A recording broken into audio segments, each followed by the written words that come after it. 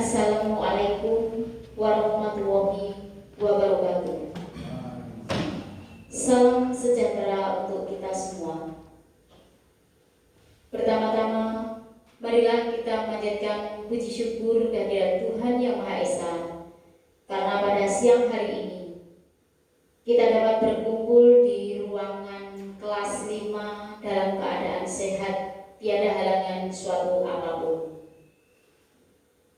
Pada kesempatan siang hari ini kita akan mengadakan kegiatan diseminasi tentang berbagi praktik baik budaya positif dari aksi nyata modul 1.4 oleh CGP atau calon guru penggerak angkatan 11 yang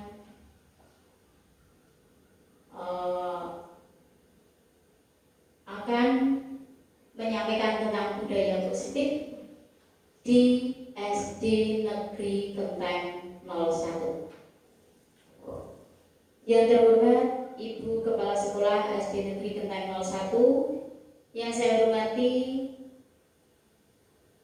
guru penggerak, calon guru penggerak dari SD Negeri Genteng 01 serta Bapak Ibu guru SD Negeri Genteng 01 yang berbahagia. Di sini saya akan bacakan susunan acara yang akan kita laksanakan pada siang hari ini. Acara yang pertama, pembukaan, dilanjutkan acara yang kedua, sambutan Kepala Sekolah SD Negeri Genteng 01. Acara yang ketiga, diseminasi budaya positif, dilanjutkan acara yang keempat, kesimpulan dan penutup. Dikarenakan waktu sudah siang, marilah kegiatan diseminasi atau berbagi praktek baik tentang budaya positif pada siang hari ini segera kita mulai. Acara yang pertama, marilah kegiatan diseminasi budaya positif pada siang hari ini kita awali dengan memanjatkan doa menurut agama dan kepercayaan kita masing-masing. Dipersilakan.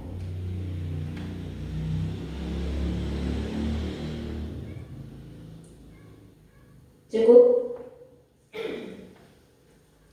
Acara yang kedua, yaitu sambutan dari Kepala Sekolah SD Negeri Genteng 01 kepada Ibu Nurul Inayati SPD MSI. Dipersilakan.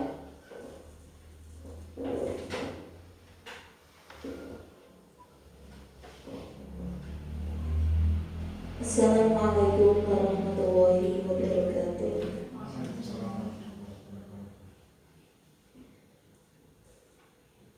Alhamdulillahirabbil alamin. Assalatu wassalamu ala asrofil anbiya'i wal mursalin sayyidina wa maulana Muhammadin wa ala alihi wa sahbihi ajma'in, amma ba'd. Yang kami hormati Ibu Nenis Dwi Ayu Martono dan Ibu Sukarni selaku calon guru penggerak angkatan yang ke-10. Yang kami hormati Bapak Ibu guru SD Negeri Genteng 1. Pertama dan utama, marilah kita panjatkan puji syukur kehadirat Tuhan Yang Maha Esa, yang mana pada kesempatan kali ini kita bisa berkumpul di ruang kelas 5 ini dalam acara berbagi praktik baik aksi nyata modul 1.4 budaya positif yang nantinya akan disampaikan oleh calon guru penggerak kita, yaitu Ibu Sukarni SPD SD dan Ibu Nenis Dwi Ayu Martono SPD. Yang pertama, saya ucapkan selamat datang kepada Bapak Ibu semuanya. Semoga kita bisa mengikuti acara ini dengan baik dan nantinya bisa mengambil manfaat dari apa yang disampaikan oleh ibu-ibu CGP kita. Yang kedua, ucapan selamat kepada Bu Karni dan Bu Nenis yang telah lolos dalam seleksi CGP angkatan ke-10.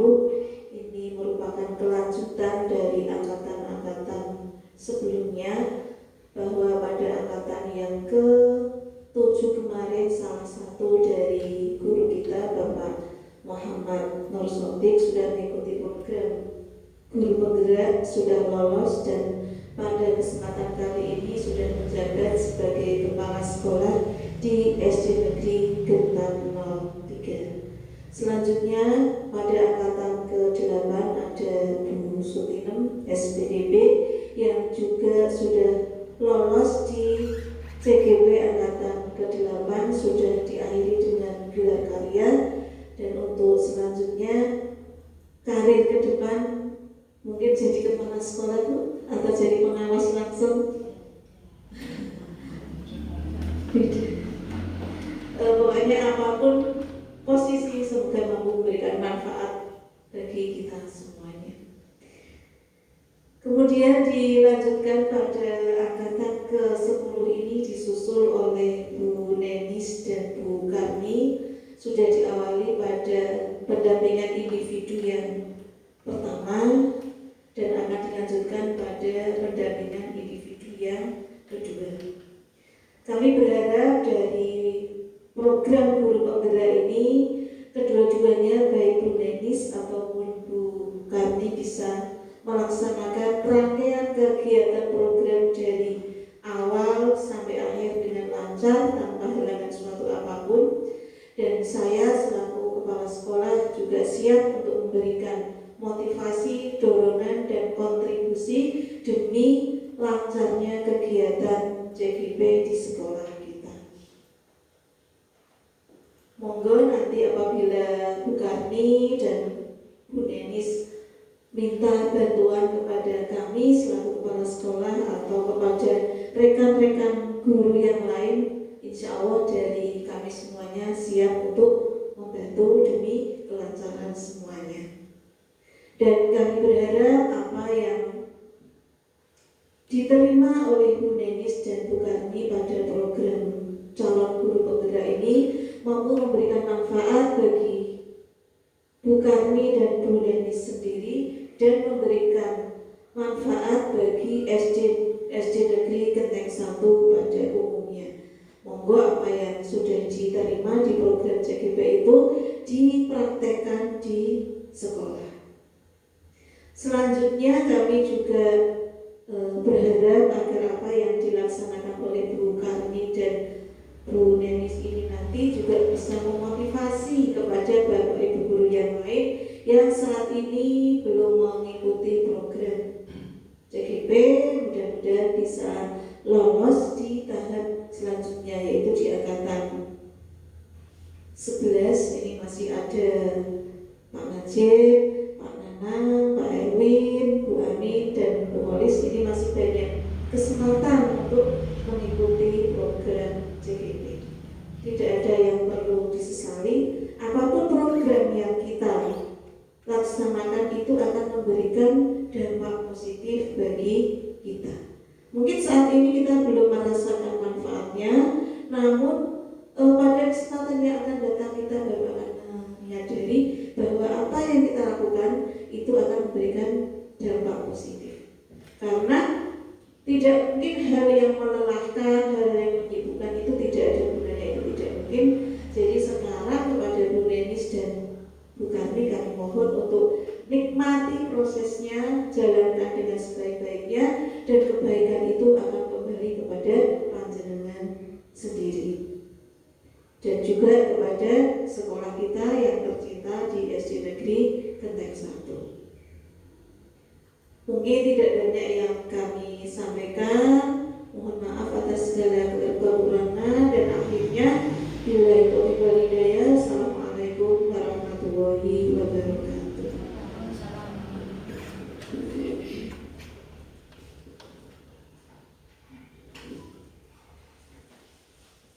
Demikian tadi sambutan dari Kepala Sekolah SD Negeri Genteng 01. Mohon maaf tadi salah sebut ya. Saya pikir itu ini angkatan 11 ternyata angkatan 10 kurang konsentrasi. Untuk selanjutnya yaitu penyampaian materi atau diseminasi yang akan dilakukan atau dilaksanakan oleh Ibu Nenis Dwi Ayu Martono terlebih dahulu. Untuk itu kepada beliau dipersilakan.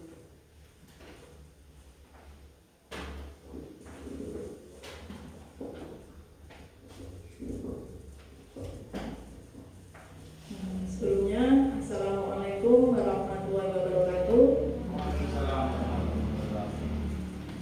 Terima kasih untuk waktu yang diberikan kepada saya. Di sini saya tidak akan menggurui karena di sini kita sama-sama belajar. Di sini saya hanya ingin memaparkan apa yang sudah saya pelajari dari modul 1.4 berkaitan dengan budaya positif. Langsung saja.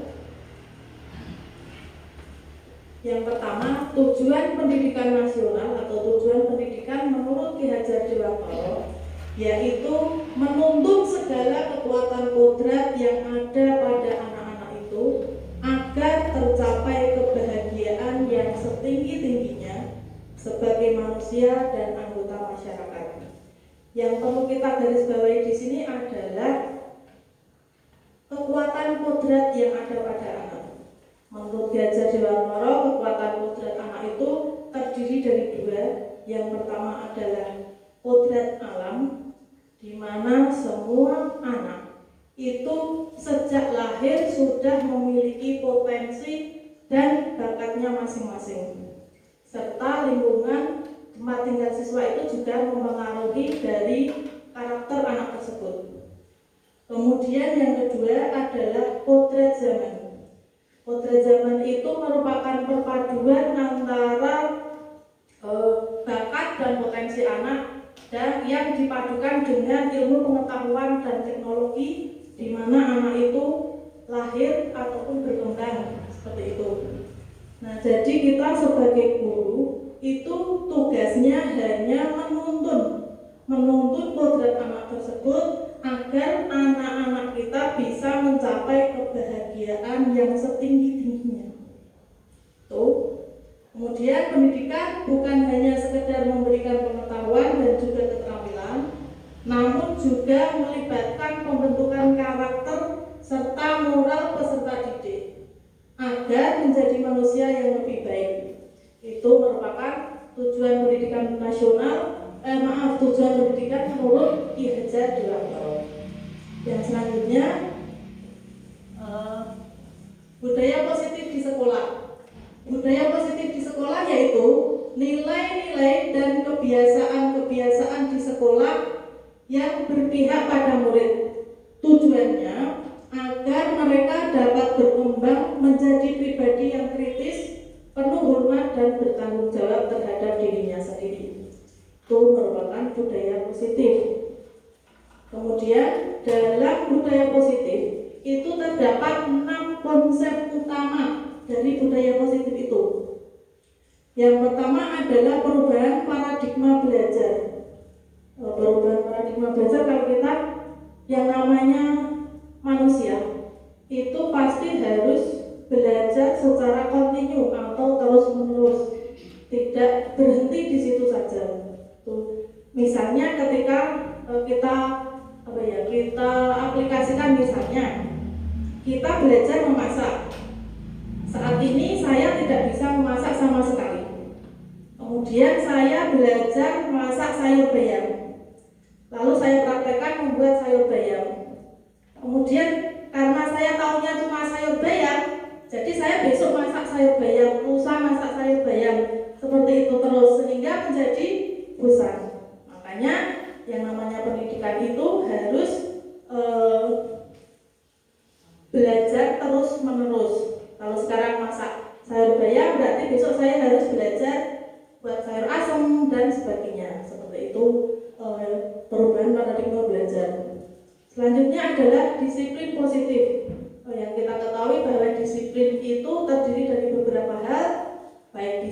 waktu, disiplin tempat, serta disiplin dalam cara berpakaian. Yang kedua adalah motivasi perilaku manusia. Yang kita ketahui bahwa motivasi perilaku manusia itu terdiri dari dua, yaitu motivasi eksternal dan juga motivasi internal. Nah, nanti akan kita bahas di slide selanjutnya. Yang ketiga yaitu kebutuhan dasar manusia. Setiap orang sudah pasti memiliki kebutuhan berbeda-beda, Misalnya saya saat ini misalnya saya butuh mobil, tetapi itu tidak berlaku buat Pak Nanang, ya Pak ya. Pak Nanang kan sudah punya mobil, jadi tidak butuh mobil gitu ya Pak. Nah, jadi kebutuhan Pak Nanang itu tidak sama dengan kebutuhan saya. Nah, itu yang berkaitan dengan kebutuhan dasar manusia. Yang keempat adalah restitusi posisi kontrol guru.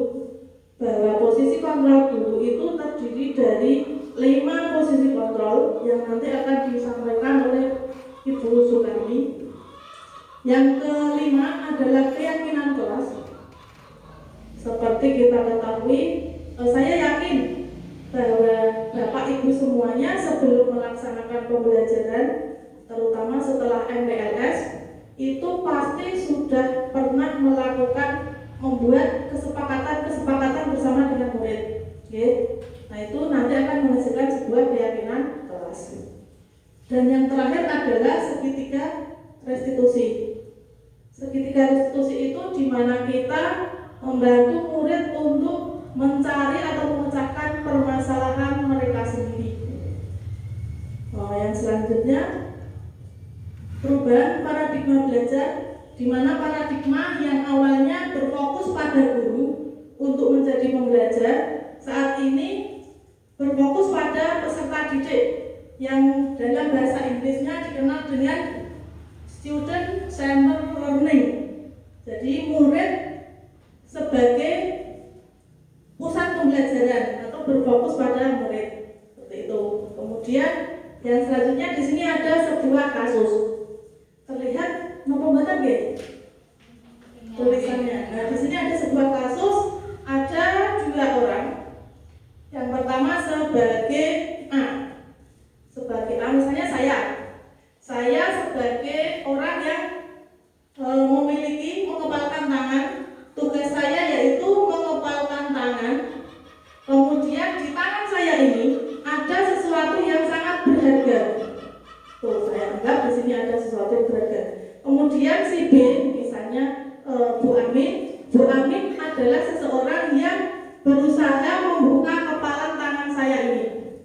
Bu Amin boleh dengan cara positif ataupun negatif. Misalnya bisa dengan meminta, dengan memohon, ataupun dengan cara positif, bisa dengan cara membujuk, menghardik, memarahi, dan juga menggoda.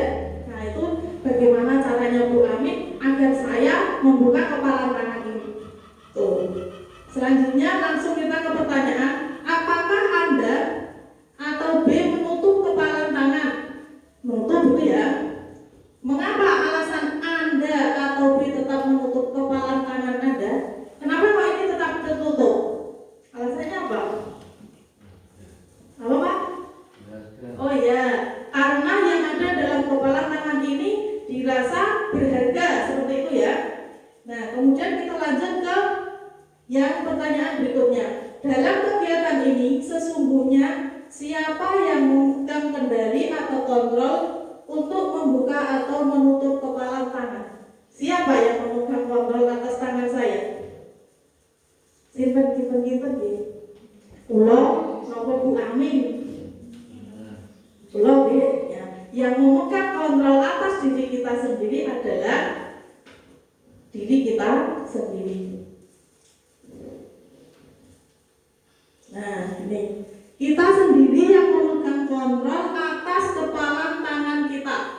Apakah kita akan membuka ataupun menutup? Kepalan tangan kita tergantung pada diri kita masing-masing. Nah, itu sesuai dengan kebutuhan yang kita butuhkan pada saat itu. Selanjutnya, teori kontrol menurut Dr. William Glasser terdiri dari 4, yaitu yang pertama ilusi bahwa guru mengontrol murid. Jadi guru itu memaksa murid seperti itu. Kemudian yang kedua, ilusi bahwa semua penguatan positif efeknya akan positif akan efektif dan bermanfaat. Yang ketiga, ilusi bahwa kritik dan membuat orang merasa bersalah dapat menguatkan karakter. Bahwa orang dewasa memiliki hak untuk memaksa. Ketika kita memegang kontrol secara tidak langsung, kita akan memberikan paksaan terhadap orang lain. Seperti contoh pada kasus pertama tadi. Yang selanjutnya adalah ilusi bahwa orang dewasa memiliki hak untuk memaksa.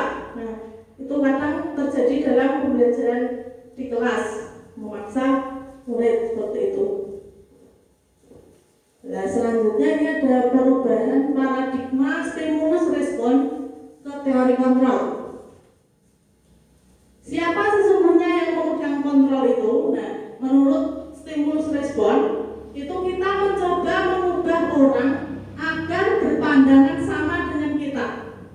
Sedangkan teori kontrolnya kita berusaha memahami pandangan orang lain tentang dunia. Itu misalnya seperti ini. Saya punya sawah. Di sawah itu saya tanami padi ataupun jagung. Kemudian Pak Huda juga punya sawah. Beliau juga mengikuti seperti saya. Sawahnya ditanami padi atau jagung. Itu menurut teori stimulus respon.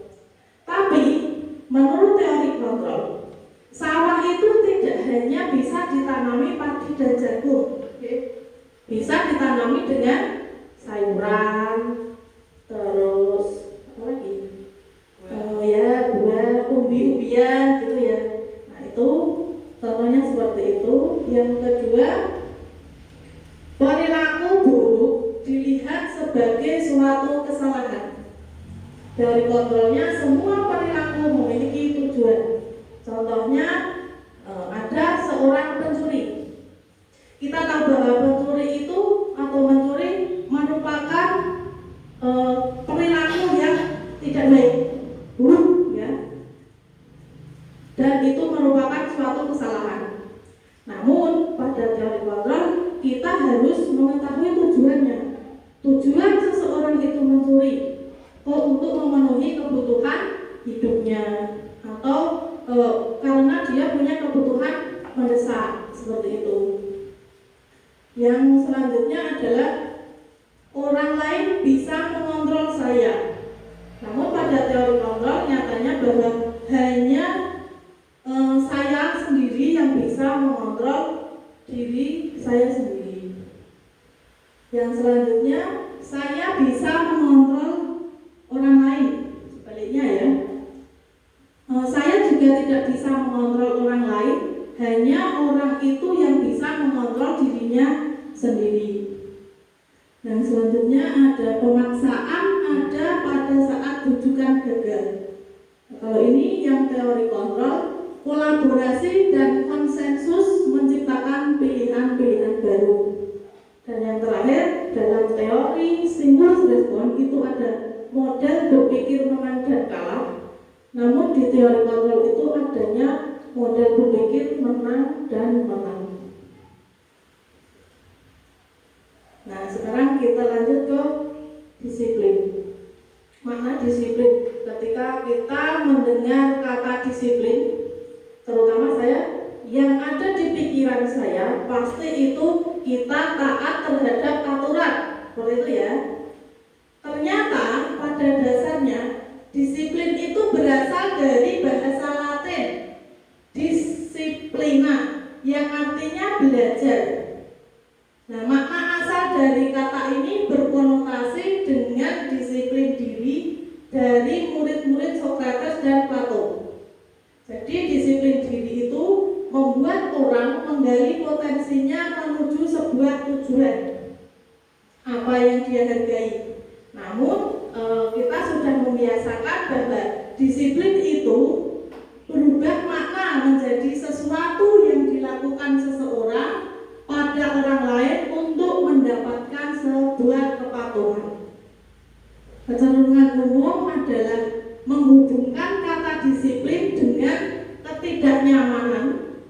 bukan dengan apa yang kita hargai atau pencapaian tujuan yang mulia.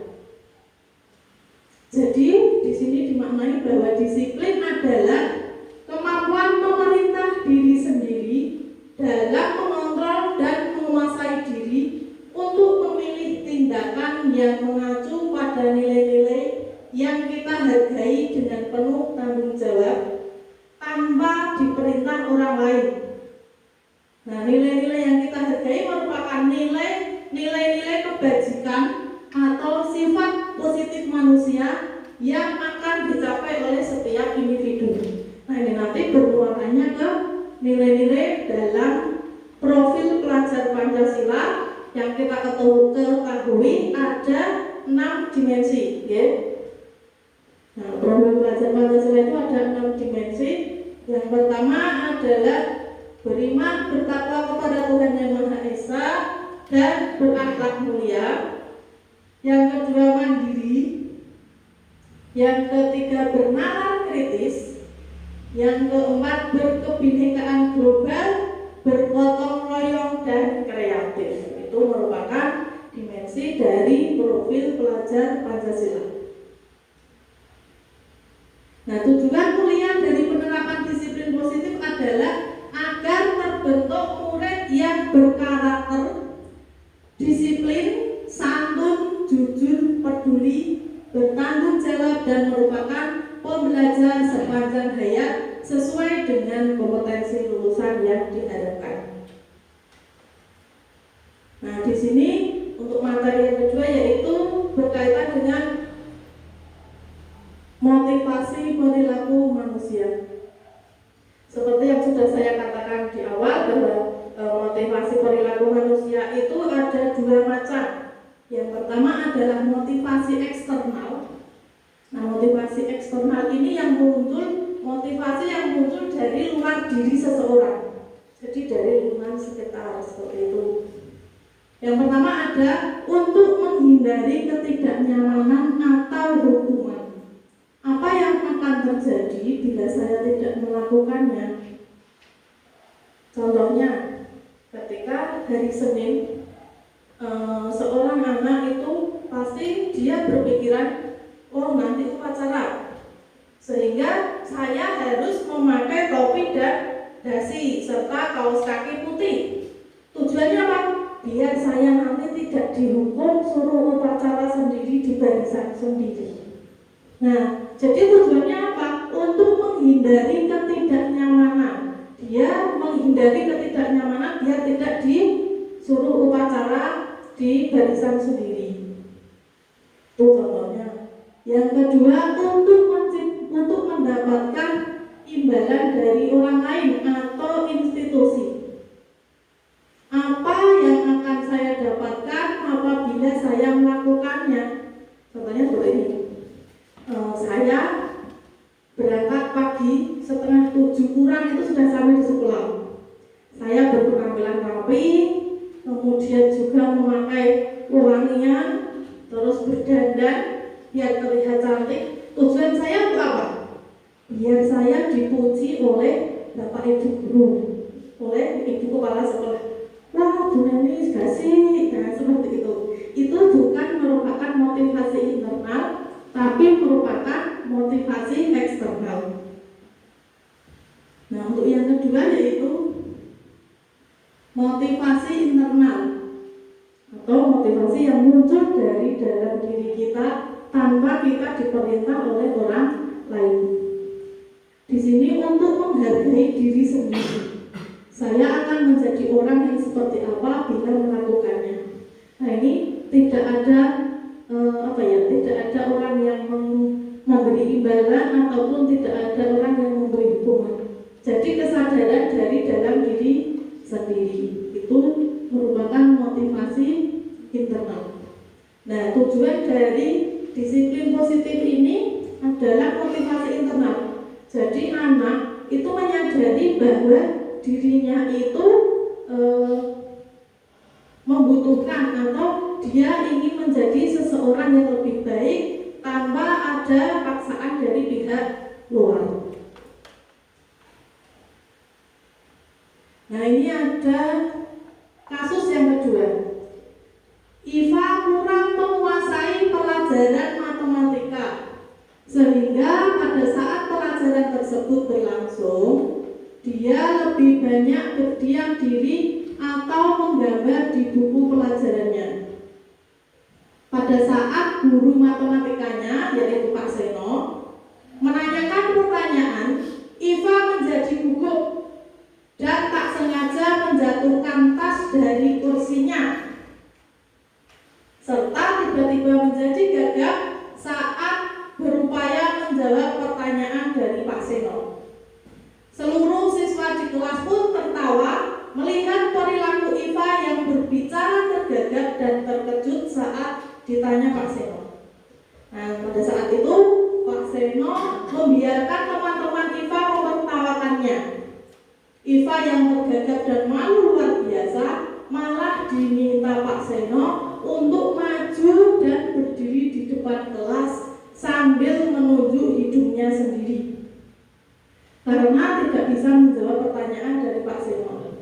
Akhirnya kelas semakin gaduh dan anak-anak pun tertawa melihat Iva di depan kelas memegang ujung hidungnya. Nah, pertanyaannya, apakah Bapak Ibu setuju dengan tindakan Pak Seno terhadap Iva? Tidak. Kenapa, Bu? Tidak. Itu bukan mendidik tapi menghukum. Bukan mendidik tapi menghukum. Oh ya, karena itu merupakan hukuman seperti itu ya, Bu. Bukan mendidik seseorang. Nah, menurut Anda tindakan Pak Seno terhadap Iva adalah sebuah hukuman atau konsekuensi? Kalau ini hukuman atau konsekuensi kira-kira ya? Hukuman ya, Bu? Hukuman ya. Mengapa itu dikatakan hukuman? Kok tidak konsekuensi? Tidak memberikan dampak positif. Karena itu tidak memberikan dampak positif. Ya, terima kasih untuk jawabannya. Di sini kita akan membahas berkaitan dengan hukuman dan konsekuensi.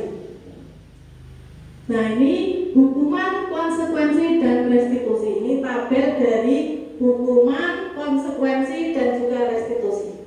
Ketika itu namanya hukuman, jadi hukuman itu sifatnya tidak terencana atau secara tiba-tiba. Ya. Kemudian yang kedua, anak atau murid itu tidak tahu apa yang terjadi. Nah, itu tidak tahu apa yang akan terjadi ketika dia mendapatkan sebuah hukuman, dan tidak dilibatkan dalam perencanaan itu tadi. Selanjutnya, hukuman itu sifatnya satu arah. Jadi hanya guru memberikan instruksi kepada murid tanpa murid itu diajak berdiskusi. Yang selanjutnya, hukuman yang diberikan bisa berupa fisik maupun psikis. Seperti pada contohnya kasus Iva dan Pak Seno tadi, secara tidak langsung Pak Seno sudah memberikan hukuman berupa psikis kepada Iva. Nah, yang kedua adalah konsekuensi. Kalau konsekuensi itu sudah lebih terencana, sudah disepakati antara kedua belah pihak. Jadi dari guru atau murid sudah melakukan kesepakatan, ada kesepakatannya. Konsekuensi dibuat oleh guru atau pihak sekolah, dan murid sudah mengetahui sebelumnya konsekuensi yang akan diterima bila ada pelanggaran. Jadi seperti misalnya ketika kita datang terlambat, kita tahu bahwa ketika kita datang terlambat itu diminta untuk membersihkan lingkungan sekolah. Nah, itu contohnya konsekuensi yang sudah disepakati. Selanjutnya, konsekuensi biasanya diberikan berdasarkan suatu data, dan guru sebagai pengawas sudah diketahui sebelumnya oleh murid. Nah, itu berbeda dengan restitusi. Restitusi saya juga baru dengar di modul 1.4 ini. Sebelumnya restitusi itu apa saya juga belum tahu. Nah, mari kita pelajari bersama-sama. Restitusi merupakan sebuah pilihan. Restitusi itu menguatkan murid dalam jangka waktu yang panjang. Nah, murid akan mendapatkan penguatan secara positif, dan murid belajar bertanggung jawab untuk apa apa yang sudah dilakukannya. Nah, untuk restitusi nanti lebih lengkapnya akan dibahas oleh Ibu Sukani. Nah, di sini sedikit gambaran tentang restitusi, bahwa restitusi itu merupakan proses menciptakan kondisi bagi murid untuk memperbaiki kesalahan mereka, sehingga mereka bisa kembali pada kelompok mereka dengan karakter yang lebih kuat. Itu menurut Diana Kusen tahun 2004. Restitusi juga merupakan proses kolaboratif yang mengajarkan murid untuk mencari solusi dalam masalahnya dan membantu murid berpikir tentang orang seperti apa yang mereka inginkan dan bagaimana seseorang itu harus memperlakukan orang lain. Jadi restitusi itu membantu murid lebih memiliki tujuan, disiplin positif, dan memulihkan dirinya setelah dia melakukan kesalahan. Nah, di sini ada beberapa contoh yang berkaitan dengan hukuman dan juga konsekuensi. Nah, di sini ada tindakan mencatat 100 kali dalam buku. Saya tidak akan terlambat lagi karena terlambat ke sekolah. Itu kira-kira hukuman atau konsekuensi, Bapak Ibu? Mencatat 100 kali dalam buku. Saya tidak akan terlambat lagi karena terlambat ke sekolah. Hukuman atau konsekuensi? Konsekuensi. Kalau menurut saya itu hukuman ya. Tapi nanti kita lihat di kunci jawabannya setelah slide ini. Kemudian yang kedua, lari mengelilingi lapangan basket 2 kali karena terlambat hadir di sekolah. Hukuman. Membersihkan coretan yang dibuatnya di meja tulis. Konsekuensi. Murid diminta untuk push up 15 kali karena tidak menggunakan masker ke sekolah. Hukuman atau konsekuensi? Hukuman ya, hukuman. Yang ketiga, yang berikutnya, menggantikan kertas tugas teman yang telah dicoret-coret. Konsekuensi. Berjemur di lapangan basket pukul 12 siang karena mengobrol dengan teman. Hukuman. Murid diminta bertelanjang kaki sepanjang hari karena tidak menggunakan sepatu warna hitam sesuai peraturan. Hukuman atau konsekuensi? Hukuman. Dan yang terakhir, berdiri di depan kelas sambil mengangkat 1 kaki karena tidak menjawab pertanyaan. Hukuman ya, itu karena satu pihak dari guru. Nah, di sini ada jawabannya. Yang tadi mencatat 100 kali dalam buku, saya tidak akan terlambat lagi karena terlambat ke sekolah. Itu merupakan hukuman yang diberikan langsung kepada murid, ya, tanpa murid diajak berdiskusi terlebih dahulu. Kemudian yang kedua, lari mengelilingi lapangan termasuk hukuman. Membersihkan coretan yang dibuatnya di meja tulis itu merupakan konsekuensi karena dia melakukan sebuah kesalahan. Jadi dia harus membersihkan coretannya. Lalu murid diminta untuk push up. Itu termasuk hukuman karena itu sepihak dari guru. Mengganti kertas tugas teman yang telah dicoret-coret merupakan konsekuensi karena dia sudah mencoret buku temannya sehingga dia harus menggantikan tugas temannya tadi. Berjemur di lapangan basket termasuk hukuman. Murid diminta bertelanjang kaki juga hukuman. Berdiri di kelas sambil mengangkat 1 kaki juga termasuk hukuman. Itu perbedaan antara hukuman dan konsekuensi. Nah, yang ketiga yaitu kebutuhan dasar manusia. Kebutuhan dasar manusia itu berbeda-beda. Kita berusaha memahami pandangan orang lain tentang dunia. Setiap orang memiliki gambaran yang berbeda-beda. Jadi kebutuhan dasar manusia itu ada 5. Yang pertama adalah cinta kasih atau diterima, di mana itu merupakan kebutuhan seseorang untuk diterima di kelompoknya. Yang kedua adalah penguasaan.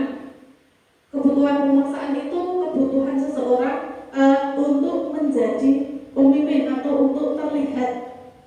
Yang selanjutnya adalah kebutuhan kebebasan, bahwa setiap orang itu memiliki kebebasan yang tidak sama. Yang keempat merupakan kesenangan. Kesenangan itu kebutuhan seseorang yang harus dipenuhi kalau menurut saya untuk membahagiakan diri. Nah, yang terakhir adalah survival atau kebutuhan untuk kecakapan hidup. Nah, di sini ada kasus yang ketiga, yaitu Ibu Ambar, guru wali kelas 2A di SD Pelita Hati, sedang bingung menghadapi ulah salah satu muridnya, namanya Doni.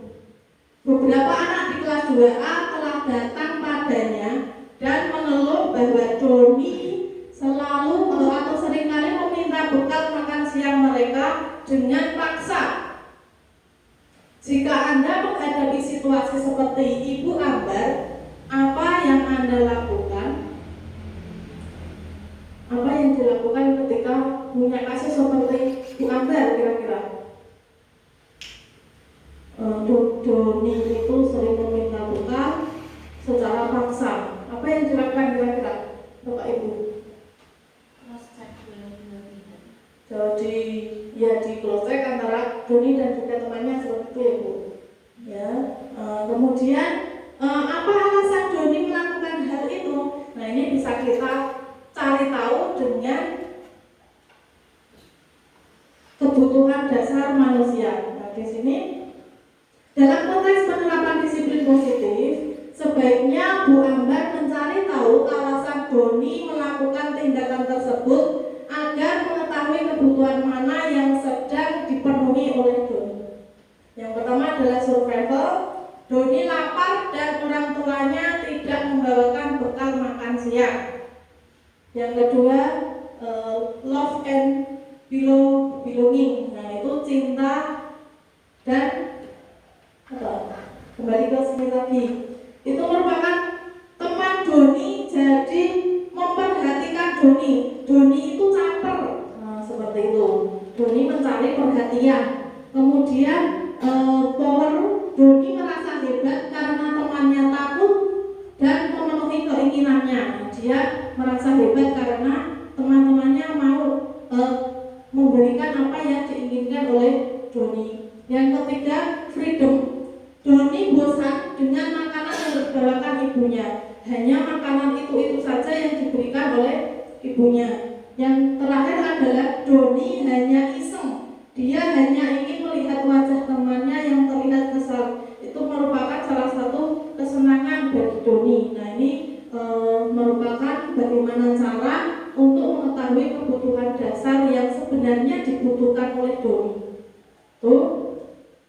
Selanjutnya, nah, 5 posisi kontrol guru.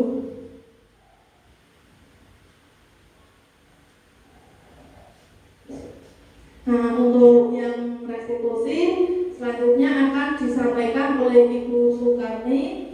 Saya mohon maaf apabila dalam penyampaian tadi masih banyak kekurangan. Mohon maaf yang setulus-tulusnya kepada Bapak Ibu. Saya kembalikan lagi kepada pembawa acara. Terima kasih. Ibu Bapak yang saya hormati, demikian tadi penyampaian diseminasi dari Ibu Nenis. Tadi telah dijelaskan tentang konsep utama budaya positif, perubahan paradigma belajar. Bahkan tadi sudah dicontohkan kaitannya dengan apakah itu hukuman ataupun apa tadi? Konsekuensi. Untuk selanjutnya akan dijelaskan tentang restitusi yang akan disampaikan oleh Ibu Karni. Untuk itu kepadanya dipersilakan.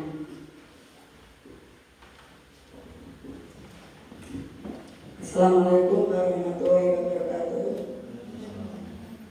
Terima kasih atas waktu yang diberikan kepada saya. Saya hanya ingin melanjutkan apa yang telah disampaikan oleh Bu Medis. Untuk yang selanjutnya yaitu restitusi. Restitusi adalah proses menciptakan kondisi Bagi murid untuk memperbaiki kesalahan mereka, sehingga mereka bisa kembali pada kelompok mereka dengan karakter yang lebih kuat. di sini kita hanya memberikan ke peserta didik untuk mencari solusi-solusi. Jadi kita tidak memutuskan, oh kamu salah, kamu benar, tidak, tapi kita bicara dari hati ke hati antara guru dan murid sehingga menciptakan kondisi yang lebih baik. Restitusi juga mengajarkan anak untuk berproses kolaborasi yang tujuannya untuk mencari solusi bersama dan membantu murid berpikir tentang orang seperti apa yang mereka inginkan dan bagaimana mereka harus memperlakukan orang lain. Di sini anak itu diposisikan atau diajak untuk membayangkan bagaimana kalau mereka itu dinakali ataupun diisengi. Restitusi membantu murid menjadi lebih memiliki tujuan disiplin positif dan memulihkan dirinya. Untuk selanjutnya yaitu 5 posisi kontrol guru. Yang pertama tadi sebagai penghukum. Sebagai penghukum ini kita misalkan salah satu anak kita bersalah, kita langsung menghukum anak untuk melakukan sesuatu, misalkan dengan berlari lapangan 10 kali, itu adalah hukuman.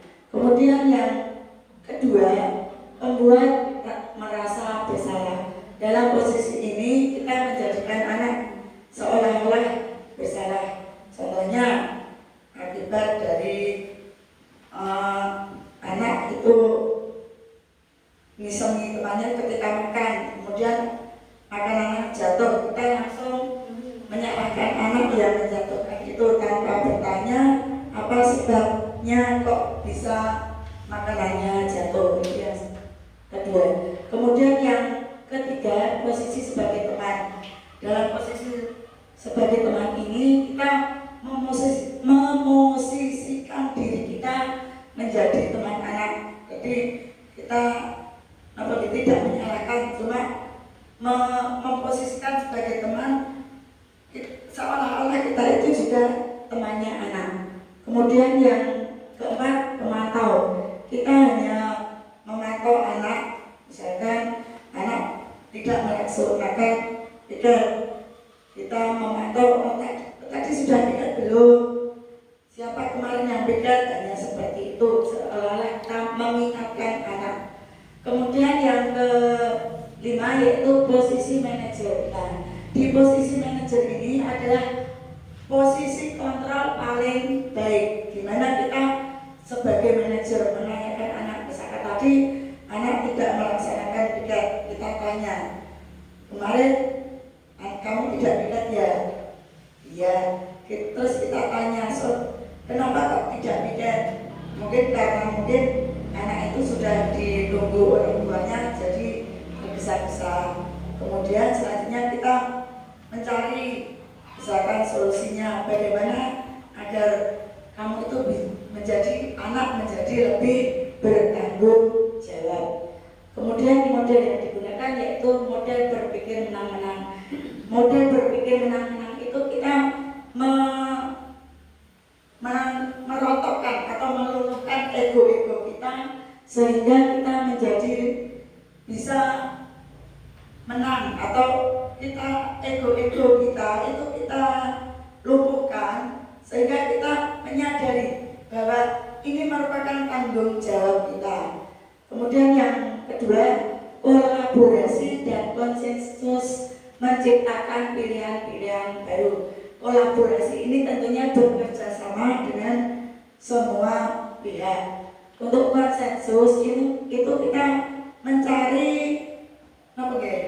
pilihan-pilihan atau mensensus, mendata apa yang menjadi keinginan mereka sehingga kita dapat mencapai kesepakatan. Kemudian yang selanjutnya ini yang banyak sekali 5 posisi kontrol. Yang pertama penghukum, pembuat merasa bersalah, teman, pemantau dan manajer. Yang pertama yaitu penghukum, di mana guru berbuat menghardik, menunjuk, menyakiti dan menyindir. Yang dikatakan guru, kalau kamu tidak melakukannya, awas ya, rasakan itu seperti itu. Kemudian hasilnya anak memberontak, menyalahkan orang lain dan berbohong. Kaitannya dengan dunia berkualitas, murid meletakkan guru di luar dunia berkualitas, kita dianggap tidak berkualitas. Kemudian yang atau murid lebih meremehkan kita. Untuk selanjutnya murid berkata, biasa saja, nanti juga marah-marah lagi. Anak sudah membiasakan kita untuk paling bukan gawe ini malah, itu seperti itu. Kemudian yang terakhir, dampak pada murid mengurangi kesalahannya.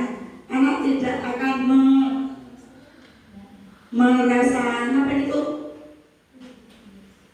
ini apa lah, sudah menjadi kebiasaan anak.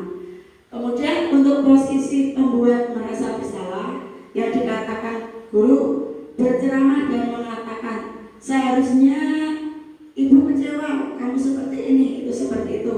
Kemudian guru berkata kamu seharusnya sudah tahu ibu lelah sekali mengatakannya, ibu stres, itu seperti itu. Untuk hasilnya anak akan menyembunyikan, menyangkal dan berbohong. Hasilnya tadi ya. Kemudian kaitan dengan dunia berkualitas, murid meletakkan guru di dalam dunia berkualitas. Jadi gurunya menganggap gurunya yang bersalah lagi. Kemudian murid berkata, maafkan saya, seperti itu. Dampak pada murid merasa rendah diri, tidak dihargai. Kemudian posisi yang ketiga yaitu sebagai teman. Di dalam posisi teman ini membuat alasan-alasan untuk muridnya. Misalnya, kamu tidak sayang pada guru, kamu tidak kasihan pada guru, seperti itu. Kemudian guru berkata, ayolah lakukan demi ibu. Masa kamu tidak mau? Ingat tidak, ibu pernah bantu. Jadi seolah-olah kita mengungkit apa yang telah kita berikan kepada anak. Hasilnya ketergantungan dengan diri kita. Kemudian kaitannya dengan dunia berkualitas, murid meletakkan guru sebagai orang yang sangat penting di dunianya, atau murid menjadi tergantung dengan kita. Kemudian yang dikatakan murid, saya pikir bapak ibu guru teman saya, ternyata begitu. Setelah tahu kita tadi pertama memposisikan sebagai teman, setelah tahu kita seperti itu, anak menjadi meremehkan kita lagi. Dampak pada murid lemah, tidak mandiri dan tergantung pada guru. Kemudian yang posisi keempat, pemantau. Dalam pemantau ini kita hanya menghitung dan mengukur, mengawasi anak sudah sampai mana, seperti itu. Apa peraturannya? Guru berkata, apa peraturannya? Kembali ke aturan-aturan yang sudah kita sepakati bersama. Hasilnya penyesuaian diri bila diawasi. Jadi kalau kita mengawasi, sering mengecek, anak akan melakukannya, menyesuaikan diri. Tapi ketika kita lupa memantaunya, maka anak juga akan ogah-ogahan. Kemudian kaitan dengan dunia berkualitas, murid meletakkan guru, peraturan dan hukuman di dunia mereka. Murid berkata, berapa banyak bintang yang saya harus peroleh, berapa halaman yang harus saya tulis, itu seperti itu. Kemudian yang selanjutnya, pemantau itu dapat pada murid menitik beratkan pada sanksi atau hadiah untuk dirinya. Misalkan anak nanti jika sudah selesai tak kasih bintang, itu seperti itu. Ternyata posisi itu juga kurang bagus. Untuk posisi yang paling tinggi yaitu posisi manajer. Jadi anak lebih menghargai dirinya sendiri. Oh, aku melakukannya karena aku menghargai diri saya sendiri, bukan karena hukuman ataupun hadiah. Di mana guru berbuat mengajukan pertanyaan-pertanyaan, misalkan anak tidak pikat, itu tadi kita tanyakan mengapa kok tidak bisa dicari solusinya. Guru berkata apa yang kita yakini, kembali ke keyakinan kelas. Jadi sebelum kita memosisikan sebagai kontrol, kita harus buat keyakinan kelas dulu. Kemudian menguatkan pribadi. Menguatkan pribadi ini Bu Guru juga dulu pernah melakukan kesalahan seperti itu. Kaitan dengan dunia berkualitas, murid meletakkan dirinya sebagai individu yang positif dalam dunia mereka atau dunia berkualitas. Diharapkan anak itu selalu berpikir positif, tidak merendahkan dirinya sendiri. Kemudian murid berkata, bagaimana cara saya bisa memperbaiki keadaan? Dengan seperti itu, anak tadi kan pernah melakukan kesalahan. Dengan adanya pertanyaan seperti itu, apakah yang harus saya lakukan untuk memperbaiki diri saya? Dapat pada murid mengevaluasi diri, bagaimana cara memperbaiki dirinya. Tentunya ini juga membutuhkan belajar termasuk diri saya juga semoga bisa meletakkan posisi manajer ini sebagai posisi kontrol dalam mendidik atau peserta didik menjadi lebih baik. Nah, ini untuk pertanyaan siapa yang mengatakan. Nih, di pertama saya kecewa sekali dengan kamu, ini pembuat rasa bersalah. Yang dikatakan guru, kamu tidak pernah benar melakukannya. Itu berarti kita memposisikan sebagai penghukum. Kemudian kalau kita mengatakan ayolah lakukan demi ibu bapak guru, itu kita memposisikan diri sebagai teman. Kemudian selanjutnya, apakah kamu mau mendapatkan stiker bintang hari ini? Itu sebagai pemantau. Selanjutnya, bagaimana kamu bisa menyelesaikan masalah ini? Ini posisi yang paling bagus, yaitu posisi sebagai manajer. Kamu selalu yang paling terakhir. Ini juga sebagai posisi penghukum. Tentunya tanpa diukiri, saya sendiri pun masih menggunakan posisi kontrol yang tidak tepat dan kurang tepat.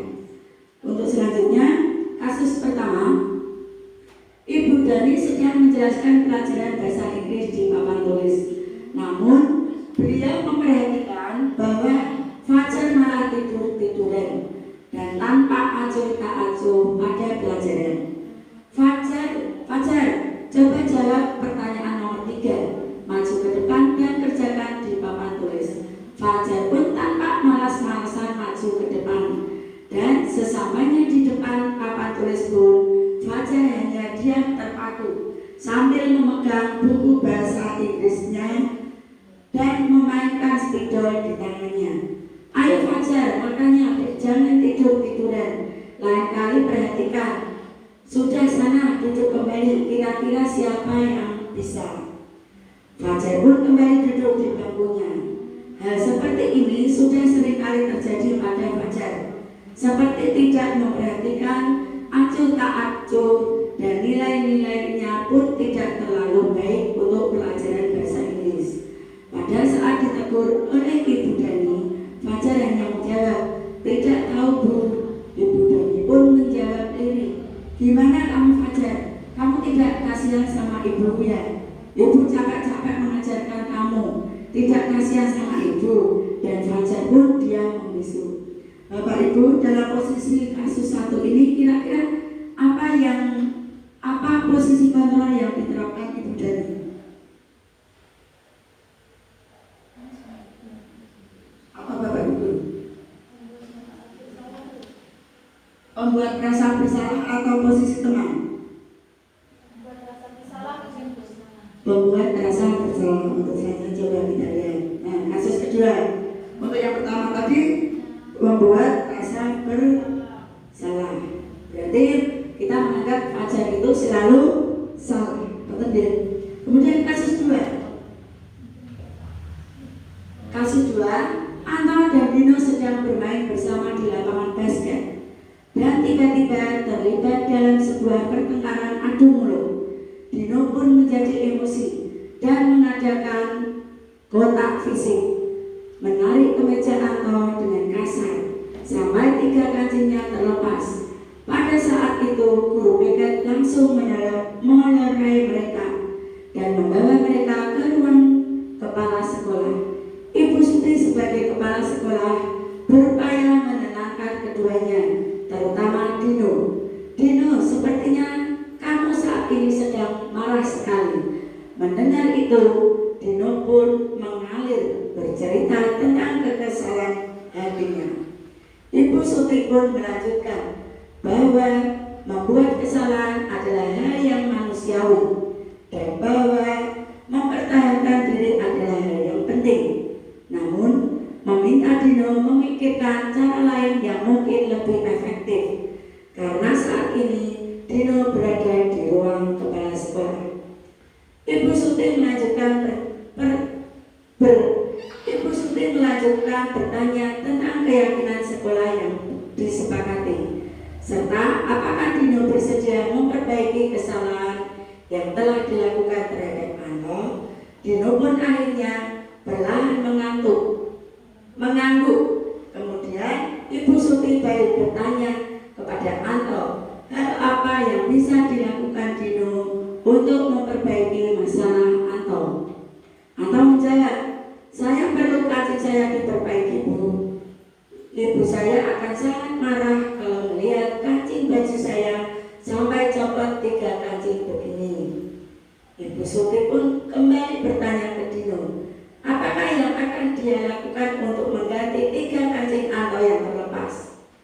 Dino berpikir sejenak, namun menjawab, wah tidak tahu Bu, saya lem kembali mungkin ya Bu. Ibu Suti berpikir sebentar dan menanggapi, kalau dilem akan mudah terlepas kembali Dino. Bagaimana kalau kamu menjahit saja? Bersediakah kamu Dino? Dino tampak ragu-ragu dan menanggapi, menjahit? Mana saya tahu bagaimana menjahit Bu. Ibu Suti meneruskan, apakah kamu bersedia belajar menjahit? Dino berpikir sejenak, kemudian memandang kemeja Anto dan menanggapi, yang mengajari saya siapa Bu? Dengan cepat Ibu Suti menjawab, Pak Irfan, guru tata busana. Dino kembali diam sejenak, memandang kemeja Anto yang tanpa kancing. Akhirnya Dino mengangguk tanpa tanda menyetujui. Dan sepanjang siang itu Dino belajar menjahit dan memperbaiki kemeja Anto. Terakhir kali terlihat kedua anak-anak laki-laki tersebut, Dino dan Anto, pada jam pulang sekolah. Mereka sudah bercengkerama dan bersahabat lagi. Dalam kasus ini, kasus 2, apa yang diterapkan oleh Ibu Suti? Kira-kira Ibu? Sebagai manajernya, dalam kita menghadapi kasus peserta didik, itu diharapkan kita menempatkan sebagai posisi manajer seperti yang diterapkan Ibu Suti. Selanjutnya ini Bapak Ibu Guru untuk lingkarannya, peraturan kelas itu ternyata tercakup dalam keyakinan kelas. Kemudian peraturan kelas dan keyakinan kelas itu tercakup lagi ke dalam lingkungan positif. Peraturan kelas, keyakinan kelas, dan lingkungan positif itu menjadi satu dalam budaya positif. Budaya positif ini adalah budaya-budaya untuk menjadikan peserta didik sesuai dengan karakter profil pelajar Pancasila. Selanjutnya, keyakinan kelas. Keyakinan kelas adalah nilai-nilai kebajikan atau prinsip-prinsip universal yang disepakati bersama secara universal, lepas dari latar belakang, suku, negara, bahasa maupun agama. Keyakinan kelas ini kita buat dengan peserta didik dan diri kita. Kemudian jika keyakinan sekolah, maka kita buat dengan peserta didik, kemudian bapak ibu guru, kepala sekolah atau dan penjaga sekolah tentunya dan karyawan sekolah berkolaborasi dengan semua karyawan-karyawati yang ada di sekolah tersebut. Menurut Gosen 1998, suatu keyakinan akan lebih memotivasi seseorang dari dalam intrinsik. Seseorang akan lebih bersemangat untuk menjalankan keyakinannya daripada hanya sekedar mengikuti serangkaian peraturan. Kalau kita dulu hanya dengan tata tertib, tapi sekarang kita harus merubah itu keyakinan kelas. Dulu saya beranggapan bahwa tata tertib dan keyakinan kelas itu sama, ternyata berbeda. Keyakinan kelas itu kita buat dengan musyawarah. Kalau tata tertib kan kita tulisin apa ini, kita tanggalkan seperti itu. Itu menurut saya, tapi kalau nanti salah mohon diperbaiki atau dibenarkan. Kemudian pembentukan keyakinan kelas. Yang pertama langkahnya, keyakinan kelas bersifat abstrak daripada peraturan yang lebih rinci dan konkret. Dalam membuat keyakinan kelas, kita tanya dulu anak-anak, kira-kira apa toh yang anak-anak inginkan di kelas kita itu, seperti itu. Keyakinan kelas berupa pernyataan-pernyataan yang universal atau pernyataan-pernyataan yang umum. Kemudian pernyataan keyakinan kelas senantiasa dibuat dalam bentuk positif. Dalam bentuk positif ini berarti tidak membuang sampah di tempat sampah. Kalimat positifnya yaitu membuang sampah di tempat sampah. Kemudian keyakinan kelas hendaknya tidak terlalu banyak sehingga mudah diingat dan dipahami. Kalau tata tertib itu kan ada, kita buatnya mungkin 13 atau berapa. Tetapi kalau keyakinan kelas cukup 3 atau 4 saja. Kemudian semua warga kelas sebaiknya ikut berkontribusi dalam membuat keyakinan kelas lewat curah pendapat. Jadi anak kita tanya satu-satu. Kalau mungkin kelas 1 kan belum bisa menuliskannya, kita tanya satu-satu apa yang anak-anak inginkan dalam kelas mereka. Kemudian bersedia meninjau kembali keyakinan kelas dari waktu ke waktu. Berarti keyakinan kelas itu kita buat berkelanjutan. Jadi tidak sekali buat sudah tidak, tapi perlu kita tinjau mungkin 3 bulan sekali ataupun 1 semester kita tinjau lagi. Kita buat lagi kesepakatan kelas untuk membuat kelas lebih nyaman. Kemudian yang berhubungan dengan peraturan dan keyakinan kelas, nilai kebajikan yang ditujukan. Kalau peraturan itu kan selalu kembalikan buku ke tempatnya. Tapi kalau keyakinan kelas tanggung jawab. Jadi kalau kita misalkan anak-anak itu ambil buku, kalau peraturan kan kita ngiringke, ayo anak-anak kembalikan ke tempatnya lagi. Tapi kalau keyakinan kelas, anak diharapkan memiliki tanggung jawab. Tanpa kita perintah, anak-anak sudah mengembalikan bukunya sendiri. Kemudian di Tapi di keyakinan kelas kita rubah, menghormati orang lain dan dirinya sendiri. Di peraturan kelas, hadir di sekolah 15 menit sebelum pelajaran dimulai. Keyakinan kelas berkomitmen menghargai orang lain. Komitmen ada tujuan untuk tidak terlambat. Kemudian di peraturan kelas dilarang melakukan kekerasan. Kalau di keyakinan kelas, keselamatan menghormati orang lain. Di peraturan dilarang menggunakan narkoba. Kalau di keyakinan kelas, kesehatan. Kemudian di peraturan bergantian atau menunggu giliran. Kalau di keyakinan kelas, menghormati orang lain, anak berarti untuk sabar. Kalau di peraturan gunakan masker. Kalau di keyakinan kelas, keselamatan dan kesehatan. Kalau di peraturan jangan berlari di depan kelas atau koridor. Kalau di keyakinan kelas, keselamatan dan keamanan. Itu sama kita dengan menggunakan helm. Kalau dulu itu kan, kalau peraturan itu kan kita takut sama Pak polisi seperti itu. Tapi kan ben orang kena denda, bukan peraturannya. Tapi dengan keyakinan kelas itu kita memakai helm itu untuk keselamatan dan keamanan kita, bukan karena kita takut kepada denda Pak polisi. Kemudian langkah membuat kesepakatan kelas yang pertama yaitu anak berkomitmen, bertanggung jawab, saling menghargai, jujur dan peduli. Ini contoh membuat keyakinan kelas di kelas 4. Anak membuat keyakinan kelas apa yang mereka inginkan tentang kelas mereka, kemudian mereka menyampaikannya di papan tulis.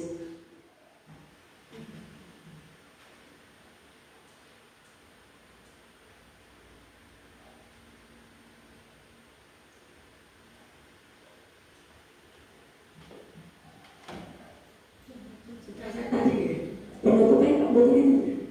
Oh ini ya, keren. Kemudian selanjutnya, jadi double ini. Restitusi adalah proses menciptakan kondisi bagi murid untuk memperbaiki kesalahan mereka sehingga mereka bisa kembali pada kelompok mereka dengan karakter yang lebih kuat. Restitusi juga adalah proses kolaboratif yang mengajarkan murid untuk mencari solusi masalah dan membantu murid berpikir tentang orang seperti apa yang mereka inginkan dan bagaimana mereka harus memperlakukan orang lain. Restitusi membantu murid menjadi lebih memiliki tujuan, disiplin positif, dan memulihkan dirinya setelah berbuat salah. Segitiga restitusi. Buku Evolusi Pendidikan Bersama Calon Guru Penggerak tahun 2022 oleh Rusli dan teman-teman. Restitusi adalah sebuah cara menanamkan disiplin positif pada murid. Restitusi bukan untuk menebus kesalahan, namun untuk belajar dari kesalahan. Tujuannya untuk memperbaiki hubungan. Selanjutnya yaitu segitiga restitusi. Dalam segitiga restitusi ada 3 langkah yang harus kita gunakan. Yang pertama yaitu menstabilkan identitas. Dalam menstabilkan identitas ini kita bertanya kepada anak atau peserta didik, Bu Guru juga pernah melakukan kesalahan. Setiap orang pernah melakukan kesalahan. Itu adalah menstabilkan identitas. Yang kedua yaitu validasi tindakan yang salah. Dalam validasi tindakan yang salah itu kita bertanya kepada peserta didik, apakah benar kamu tadi bolos sekolah? Apakah benar kamu tadi mengganggu temanmu? Apakah benar kamu kemarin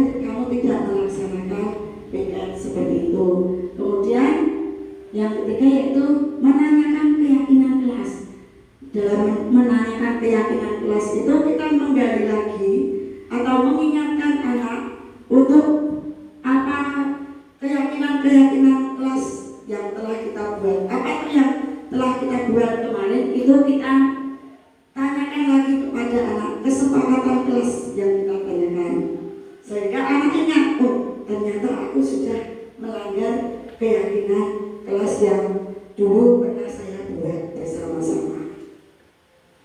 Ini langkah-langkah segitiga restitusi. Yang pertama, menstabilkan identitas.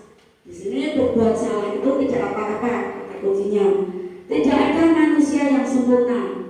Saya juga pernah melakukan kesalahan seperti itu. Kita bisa menyelesaikan ini. Kemudian bapak atau ibu tidak tertarik mencari siapa yang salah, tapi bapak ibu ingin mencari solusi dari permasalahan ini. Yang terakhir, kamu berhak merasa begitu karena setiap anak itu memang mempunyai haknya. Yang kedua, validasi tindakan yang salah. Yang dikatakan guru yang pertama, padahal kamu bisa melakukan yang lebih buruk dari ini. Kamu pasti punya alasan mengapa melakukan hal itu. Alasan yang kita tanyakan kepada anak, mengapa kok anak itu melakukan kesalahan. Yang terakhir, kamu patut bangga pada dirimu sendiri karena kamu telah melindungi sesuatu yang penting buatmu. Dan arti ini kita tadi kan sudah bertanya, mengapa kamu melakukannya seperti itu? Pasti anak itu punya alasan kenapa dia melakukan kesalahan. Selanjutnya, menanyakan keyakinan kelas atau keyakinan yang telah kita buat. Yang pertama, apa yang kita percaya sebagai kelas atau keluarga, itu kita kembalikan ke kelas lagi. Apa keyakinan yang telah kita buat. Selanjutnya, apa nilai-nilai umum yang kita telah sepakati, kembali ke keyakinan kelas lagi. Apa bayangan kita tentang kelas yang ideal. Selanjutnya, kamu mau jadi orang yang seperti apa. Dan 4 pertanyaan ini menanyakan keyakinan kelas yang telah dibuat bersama-sama. Kemudian yang terakhir, sudah mau selesai Bapak Ibu, refleksi yang saya tanyakan. Yang pertama, perasaan Bapak Ibu guru saat ini adalah ketika Bapak Ibu guru sudah mendapatkan paparan dari posisi atau budaya positif ini, perasaan Bapak Ibu guru bagaimana? Yang kedua, setelah mengikuti kegiatan berbagai praktik baik pada hari ini, saya jadi paham bahwa yang Bapak Ibu guru pahami dengan paparan saya dan Bu Nanis tadi seperti apa. Kemudian yang ketiga, target saya selanjutnya adalah titik-titik target dari Bapak Ibu guru itu seperti apa.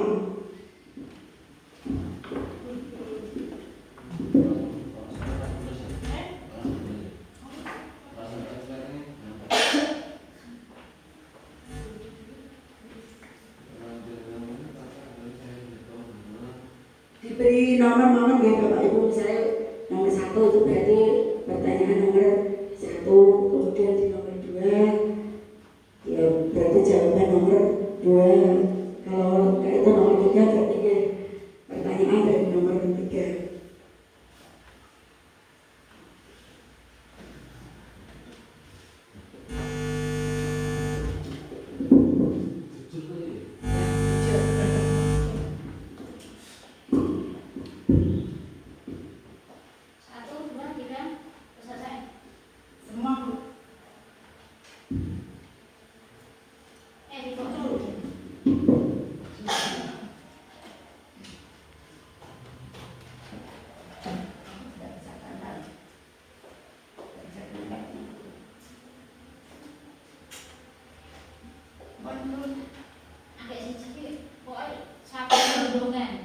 Satu gendongan bisa. Gendongan awal.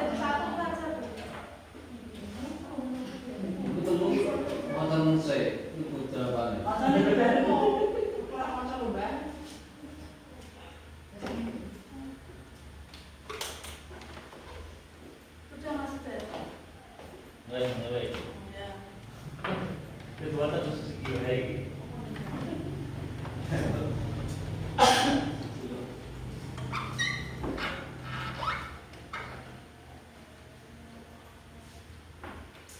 Sepedanya bonus. Oh, gimana?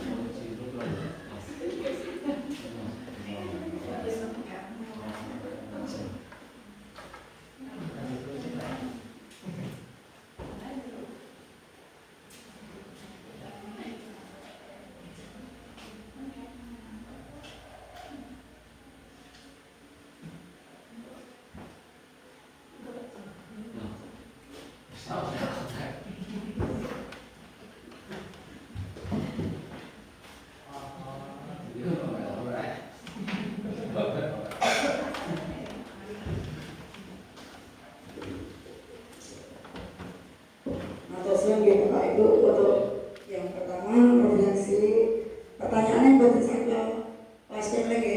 Untuk yang pertama yaitu katanya ngantuk itu melelahkan dan untuk mengobati ngantuk harus tidur, betul Ibu. Kemudian yang selanjutnya menjadi lebih paham tentang segitiga restitusi yang biasanya sedikit mengancam dan menghukum siswa. Saya juga dulu seperti itu Bu. Nah ternyata itu setelah saya tahu segitiga restitusi itu ternyata itu posisi yang kurang tepat. Kemudian yang selanjutnya ikut senang karena mendapatkan tambahan ilmu. Berbagai praktik itu memang harus dan perlu dipraktekkan. Target ke depan lebih baik dari yang kemarin. Saya pun juga seperti itu. Semoga kita bersama dalam melayani peserta didik khususnya di SD Negeri Kenteng 1 ini menjadi semakin lebih baik. Kemudian selanjutnya istimewa banyak hal, banyak belajar. Ya, ternyata betul dengan ikut CGP ini itu kita wawasannya ternyata lebih luas. Di dalam CGP itu tidak ada pernyataan salah atau benar tidak ada. Semua dianggap benar dan tujuan yang terbaik. Kemudian selanjutnya menyenangkan tapi sayang ngantuk. Hukuman tiba-tiba, konsekuensi kesepakatan, restitusi pilihan, perlu ada. Yang ketiga, perlu adanya perubahan yang lebih bagus lagi. Ya, saya juga setuju. Semoga intinya pokoknya ke depan itu ayo kita maju bareng-bareng supaya lebih baik. Kemudian yang selanjutnya puas dan termotivasi. Yang kedua, guru harus bisa menjadi manajer yang baik dalam pembelajaran. Yang ketiga, memperbaiki kinerja sesuai yang dipaparkan. Nah, menikah untuk kinerja untuk saya pribadi itu kurang bagus. Semoga ke depan bisa menjadi lebih bagus lagi. Selanjutnya lelah dan ngantuk, benar, karena kita hanya memaparkan berarti ngantuk, betul ya. Kedua, kita sebagai guru harus bisa mencari solusi dan tidak mencari siapa yang benar dan salah. Ini benar sekali, siapa yang benar yang salah. Oh rasa nyalahke, oh rasa didik nyalah. Oke, mari kita bersama-sama untuk mencari solusi. Kemudian yang ketiga, menjadi lebih baik dengan memahami karakter siswa. Selanjutnya, sangat senang dan bahagia banget soalnya mendapatkan ilmu baru. Dua, semua perlu belajar. Ketiga, mengeksekusi dan mencontoh hal yang dicontohkan. Nah, niki rada abot niki, mencontohkan hal yang dicontohkan. Tentunya kita semua, terutama kami pribadi berdua, itu masih butuh bimbingan dan arahan agar kami menjadi pengajar atau pembelajar yang lebih baik lagi. Karena selain kita juga guru, kita itu adalah murid. Untuk kita harus bisa memposisikan atau memperbaiki diri kita sendiri menjadi lebih baik. Kesimpulan, dengan penerapan budaya positif di sekolah dapat menumbuh kembangkan sikap bergotong royong, mampu melakukan kegiatan secara bersama-sama sehingga tercipta kolaborasi yang baik antar warga sekolah dan adanya rasa peduli satu sama lain sehingga mewujudkan murid yang memiliki karakter profil belajar Pancasila. Terakhir, terima kasih kepada Bapak Ibu guru semua yang telah merelakan waktunya untuk mendengarkan diseminasi budaya positif dari saya dan Bu Nenis. Apabila saya dalam berkata, bertutur kata masih banyak salah, masih banyak kurang dan perlu perbaikan, mohon koreksi dan sarannya sehingga kami menjadi lebih baik lagi. Sekian dari kami, saya akhiri. Wassalamualaikum warahmatullahi wabarakatuh. Iya, kasih Bu bahwa kaitannya dengan designasi yang telah disampaikan oleh Ibu Nenis juga Ibu Kami. Dari pemaparan tadi sebenarnya kita itu yuk bisa menilai diri kita sendiri. Berarti awake dhewe iki keliru. Belum sesuai gitu. Karena saya sendiri juga sama seperti itu. Bisa tidak memakai, katakanlah tidak membawa pulpen, suruh ambil dulu pulang. Itu memang sebuah kewajiban beliau untuk perhatian. Tapi ternyata setelah tadi mendengarkan designasi dari Bu Kami sama Bu Nenis, ternyata itu ya belum pas. Kadang belum mengerjakan malah maju, terus suruh berdiri atau suruh berlari atau pegang telinga dan lain sebagainya. Nah, ternyata itu merupakan contoh yang kurang sesuai dengan istilah kurang pas berdasarkan uraian tadi. Harapannya jika ada sesuatu menggunakan segitiga restitusi kan mungkin. Nah, seperti itu. Biar antara siswa dengan guru itu yo akrab dan tidak takut mun wis dihukum kowe masyarakat sisan mesake. Ngaten nggih. Demikian tadi pemaparan dari Ibu Karni sama Ibu Nenis berkenaan dengan budaya positif mungkin. Semoga dengan uraian tadi, dengan pemaparan tadi kita semua dapat mengambil ilmunya, dapat kita terapkan dalam pembelajaran sehari-hari. Seperti itu. Untuk selanjutnya, di sini saya mohonkan penguatan kepada Ibu Kepala Sekolah berkenaan dengan kegiatan tadi sebelum acara pada siang hari ini saya tutup. Untuk itu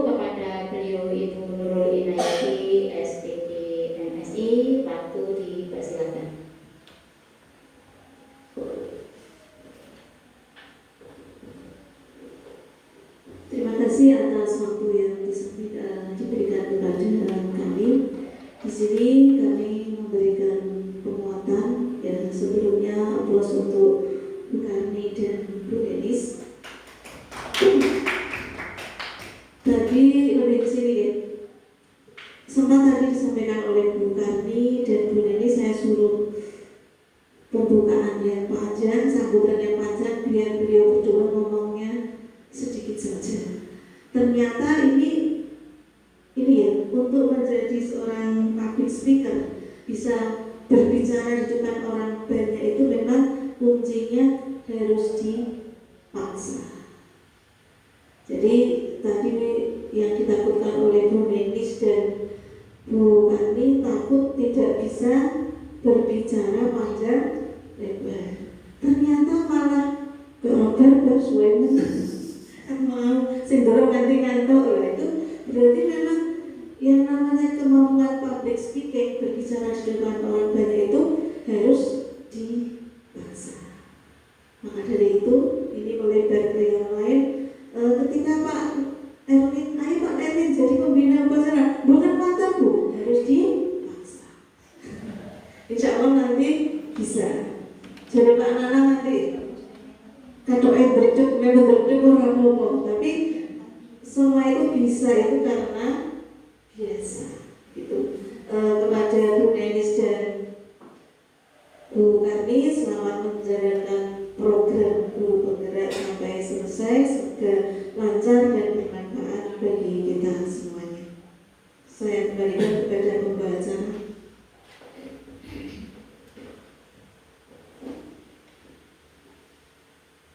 Demikian tadi motivasi dari Ibu Kepala Sekolah. Untuk selanjutnya, sebelum saya tutup, mungkin ada Bapak Ibu Guru usulan atau bagaimana besok tentang materi apa lagi gitu loh, biar kita dapat ilmu misalnya. Ada enggak? Usul mau tanya monggo. Tidak ada ya?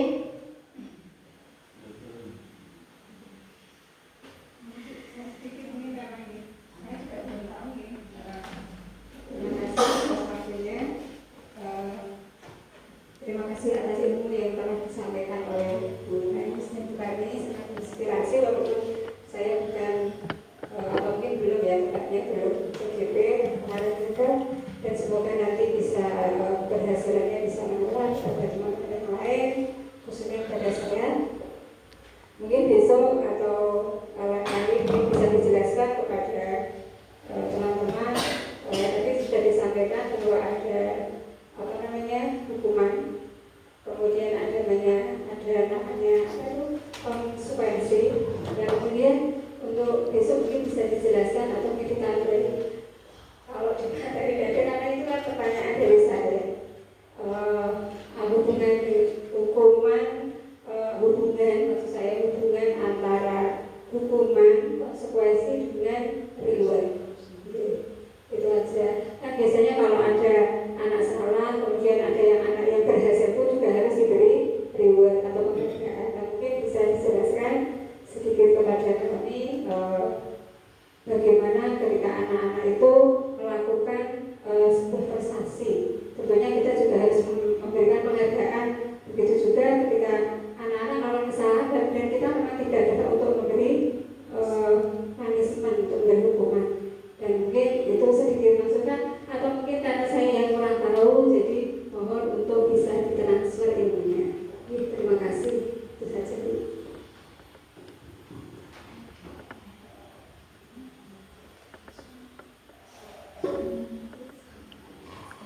Ya, terima kasih kepada Ibu Kholis. Itu tadi buat PR kedepannya, atau ya harapannya seperti ini kan tidak hanya berjalan katakanlah saat ini saja, tapi bisa nanti berlanjut. Kan kita punya founder, punya komunitas belajar, harapannya seperti ini kan bisa berlangsung selanjutnya. Jadi kita juga mendapatkan manfaat, selain mendapatkan manfaat ilmu, juga ada lainnya. Di antaranya sebenarnya kita juga bisa mendapatkan sertifikat atau bisa membuat sertifikat yang saat ini dibutuhkan untuk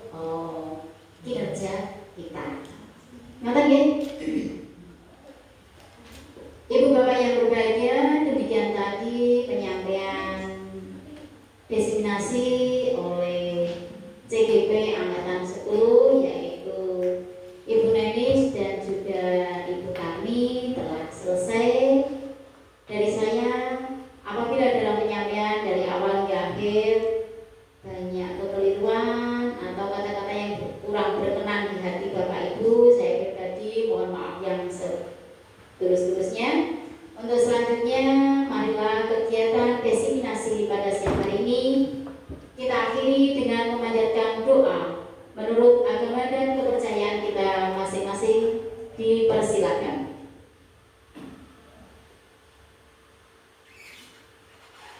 Cukup. Terima kasih. Wassalamualaikum warahmatullahi wabarakatuh. Salam sejahtera untuk kita semua.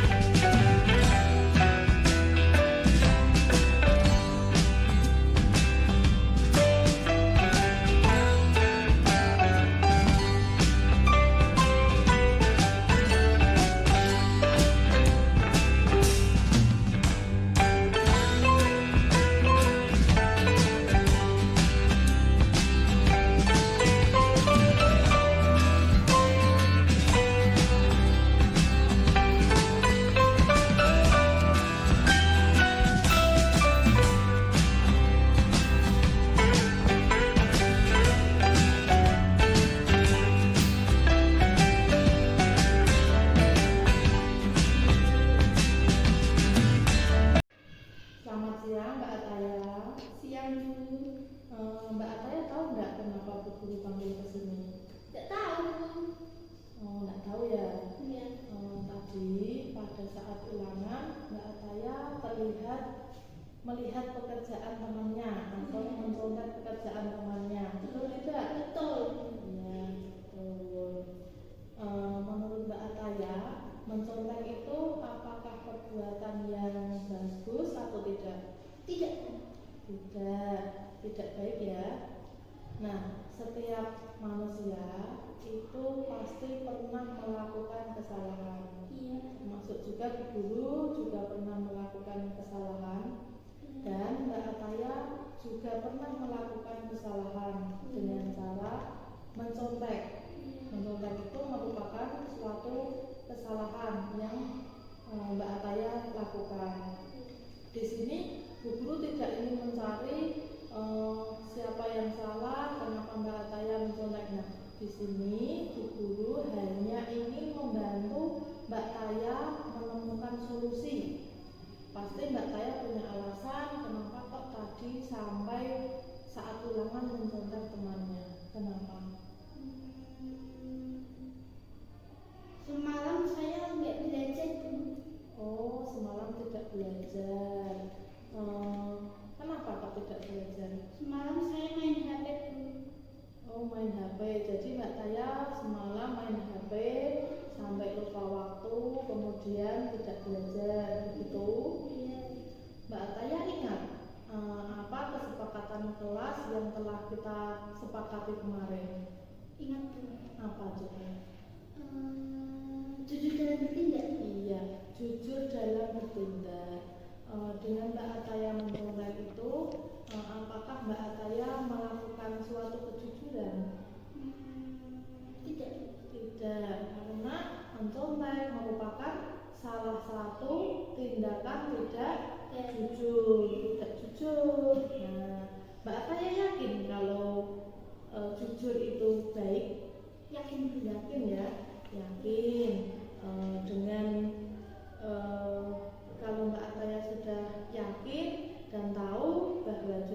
itu baik, apakah Mbak Ataya akan melakukan mencontek lagi? Tidak, Bu. Tidak akan mencontek lagi ya. Terus bagaimana cara Mbak Ataya supaya tidak mencontek lagi? Belajar sebelum ulangan dan mengerjakan sesuai kemampuan kita, Bu. Oh ya, jadi Mbak Ataya akan belajar sebelum ulangan Iya. dan mengerjakan apa yang Mbak Ataya mampu tentang mencontek temannya. Ya baik, itu apa yang harus Mbak Ataya lakukan untuk selanjutnya. Nah, sudah tahu apa yang akan dilakukan. Sekarang, kapan Mbak Ataya akan memulai? Dari hari ini, Bu. Ya, mulai dari hari ini, Be. Nah, mulai dari hari ini, Ataya akan mulai jujur dan tidak akan mencontek pekerjaan temannya lagi. Seperti itu?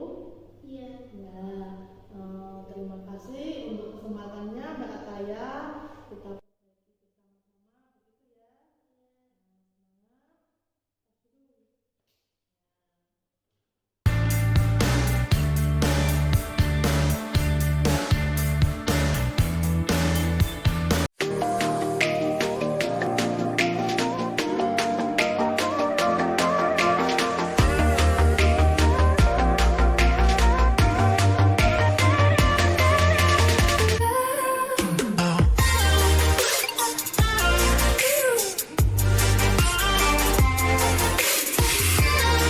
Tas dulu.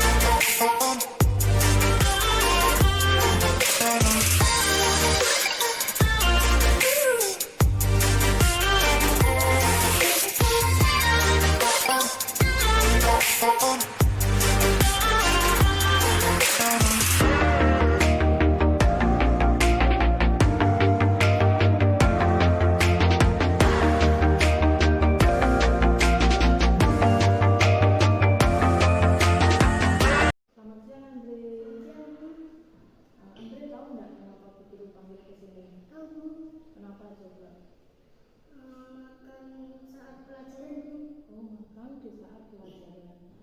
Kira-kira kalau makan di saat pelajaran itu perbuatan yang benar atau salah? Salah, Bu. Salah ya. Sebenarnya semua orang itu butuh makan, termasuk juga bu guru.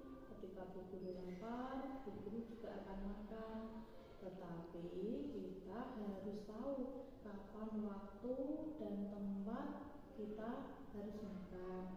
Kira-kira kenapa kok tadi kamu makan di saat jam pelajaran? Tidak sarapan, Bu. Oh, karena belum sarapan. Kenapa kok tidak sarapan dulu? Enggak pengen kalau tahu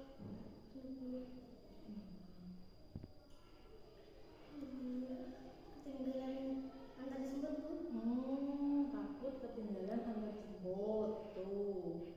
Tadi malam tidur jam berapa, Andri? 9, Bu. Pukul 9 ya. Nah, besok pagi biar Andre tidak makan lagi di kelas, harus bagaimana, Andre? Harus sarapan, Bu. Oh iya, harus sarapan dulu. Andre masih ingat tidak apa keyakinan kelas kita yang kita sepakati kemarin? Ingat tidak? Ingat, Bu. Ingat apa coba keyakinan kelas yang kemarin? Mampu makan kelas. Tidak boleh makan di kelas. Kemudian apalagi? Tidak boleh menyontek, Bu. Oh iya, tidak boleh mencontek. Nah, saat Andre makan di kelas, apakah itu sesuai dengan kesepakatan kelas yang sudah kita sepakati? Sesuai tidak? Tidak, Bu. Tidak ya. Andre tahu kalau itu tidak sesuai dengan kesepakatan kelas kita. Di sini Bu Guru tidak ingin menyalahkan Andre, tetapi Bu Guru mau membantu Andre untuk mencari solusi agar Andre tidak makan lagi di kelas saat pelajaran. Nah, apa hal yang harus dilakukan Andre agar tidak makan lagi di kelas saat pelajaran? Sarapan dulu, Bu. Oh, sarapan dulu sebelum berangkat sekolah gitu ya. Iya. Oke. Nah, kira-kira kapan Andre mau mulai agar tidak makan di kelas lagi saat pelajaran? Besok ya. Bu guru hanya ingin Andre menjadi anak yang bertanggung jawab, pintar, dan pasti disiplin. Andre siap? Siap. Nah, berarti mulai besok Andre tidak boleh makan di kelas pada saat pelajaran lagi ya. Terima kasih Andre. Tas dulu. Ya, saling.